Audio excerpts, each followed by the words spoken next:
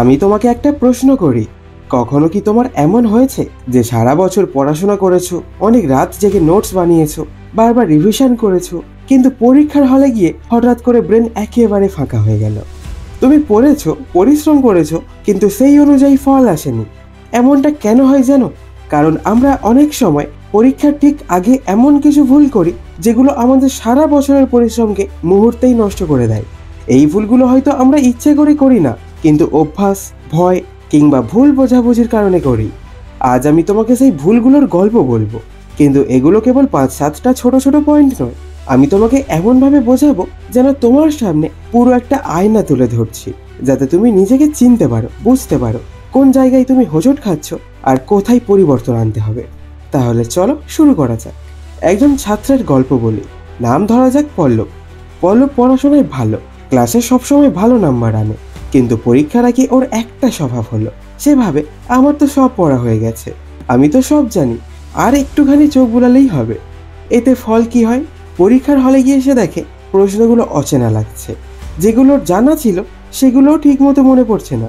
বন্ধু, এটাই হলো অতিরিক্ত আত্মবিশ্বাসের ফাঁদ। আমরা অনেক সময় মনে করি সব হয়ে গেছে, কিন্তু সত্যিটা হলো শেষ মুহূর্তে সঠিক রিভিশন না করলে মস্তিষ্ক আমাদের ধোঁকা দেয়। তাই পড়া ভুলে যাওয়া একেবারে স্বাভাবিক। এখন আসি আরেকটা গল্পে। ধরো তুমি পরীক্ষার আগের দিন টেবিলে বসেছো, বই খুলেছো, হঠাৎ মোবাইলটা হাতে নিলে, ভেবেছো 5 মিনিট ফেসবুক দেখে নেব, কিন্তু ওই 5 মিনিট যে কখন হয়ে গেল 50 মিনিট তার কোনো হুঁশ নেই। তারপর হোয়াটসঅ্যাপে বন্ধুদের মেসেজ, ইনস্টাগ্রামে একটা ভিডিও, আর সেই সময়টা তোমার পড়াশোনার থেকে চলে গেল। পরীক্ষা ঠিক আগের সময়টা না সবচেয়ে মূল্যবান। এই সময় যদি তুমি মোবাইল, গেমস বা সোশ্যাল মিডিয়ায় কাটাও, তাহলে সেটা শুধু সময় নষ্টই করে না, তোমার মাথাকেও ভারী করে দেয়। তুমি যা পড়ছিলে সেই ফোকাস হারিয়ে যায়, আর পরীক্ষার হলে গিয়ে মনে হবে আরে এগুলো তো আমি জানতাম, কিন্তু মাথায় কিছুই আসছে না। এবার ভাবো তোমার পরীক্ষার আর মাত্র 24 ঘন্টা বাকি। তুমি হঠাৎ মনে করলে আরে এই টপিকটা তো আমি ঠিক মতো পড়িনি। তুমি দৌড়ে গিয়ে ওই টপিকটা ধরলে, তারপর মনে হলো না ওই অধ্যায়টাও তো পড়া হয়নি। এভাবে একটার পর একটা নতুন টপিক শুরু করলে। এটা হলো শেষ মুহূর্তের আতঙ্ক, যাকে বলে প্যানিক রিডিং। এর ফলে তুমি না শুধু বিভ্রান্ত হবে, তুমি পুরনো যেগুলো ভালোভাবে পড়েছো সেগুলোও গুলিয়ে ফেলবে।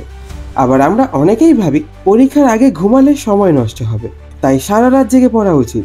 কিন্তু তুমি কি জানো, বৈজ্ঞানিক গবেষণা বলে ঘুম ছাড়া পড়া মানে হলো বালতির মধ্যে জল ঢালছো, কিন্তু নিচে ছিদ্র করা। তুমি যতই ঢালো সব বেরিয়ে যাবে, কারণ মস্তিষ্ক ঘুমের সময় তথ্যকে লং টার্ম মেমোরিতে পাঠায়। ঘুম না হলে তথ্য জমবেই না। এছাড়াও অনেকে পরীক্ষার আগে খাওয়া দাওয়া ভুলে যায়। কেউ কেউ শুধু কফি খেয়ে জেগে থাকে, কেউ আবার এত চিন্তায় থাকে যে কিছু খেতেই ইচ্ছে করে না। কিন্তু শরীরই হলো মনের জ্বালানি। শরীর যদি দুর্বল হয় তাহলে মাথা কাজ করবে না। পরীক্ষার আগের দিন ভারী খাবার নয়, হালকার হেলদি খাবার খাও, জল খাও, শরীর সতেজ রাখো। আরেকটা বড় ভুল হলো অন্যদের সাথে নিজের তুলনা করা। অনেক সময় পরীক্ষার আগে বন্ধুরা বলে আরে আমি তো এই টপিকটা শেষ করেছি, তখন তুমি ভেবেই ফেলো যাহ আমি তো সেটা পড়িনি। এরপর তুমি নিজের পথে না গিয়ে অন্যদের দেখে দৌড়াতে শুরু করো, আর ফল কি হয়? তুমি নিজের পড়ার ট্র্যাক থেকে বেরিয়ে যাও, আর মাথায় চাপ পড়ে। এছাড়াও অনেকেই ভাবে বই হাইলাইট করলেই পড়া শেষ, কিন্তু বইয়ের পাতায় রঙিন দাগ দেওয়া মানে পড়া শেষ নয়। শেষ মুহূর্তে যদি তুমি শুধু হাইলাইট করা জায়গায় চোখ বুলাও, তাহলে সেটা কেবল মস্তিষ্কে ভুলভাবে তৃপ্তি দেয়। আসল হলো চোখ বুলানো নয়, মনে রাখা। আবার পরীক্ষায় আগের দিন অনেকে নিজের নোটস, বই, খাতা সব এলোমেলো ফেলে রাখে। তখন দরকারি জিনিস খুঁজতে গিয়ে সময় নষ্ট হয়, মন খারাপ হয়, পড়াশোনা নষ্ট হয়ে যায়। তুমি যদি নোটস, গুরুত্বপূর্ণ প্রশ্ন আর ফাইনাল রিভিশনের কাগজপত্র আগে থেকে গুছিয়ে রাখো, তাহলে অনেক চাপ কমে যাবে। কেউ কেউ আবার পরীক্ষার আগের রাতে হঠাৎ করে ভাবে এইভাবে পড়বো না, অন্যভাবে পড়বো, নতুন রুটিন, নতুন টেকনিক ধরতে চায়। এতে শুধু সময় নষ্ট হয় না, বরং মাথা একেবারে কনফিউজড হয়ে যায়।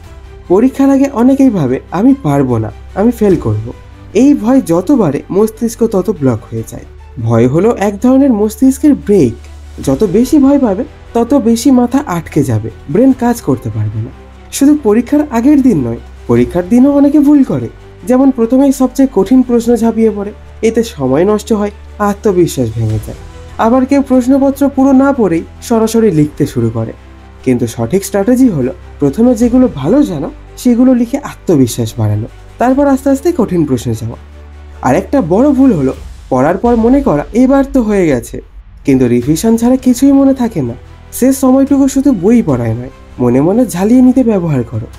পরীক্ষার আগে কেউ যদি তোমাকে বলে এই বইটা একবার পড়ে নাও, সব আসবে এখান থেকে, তুমি হয়তো আতঙ্কে পড়ে সেটা পড়া শুরু করে দিলে। কিন্তু এটা মারাত্মক ভুল।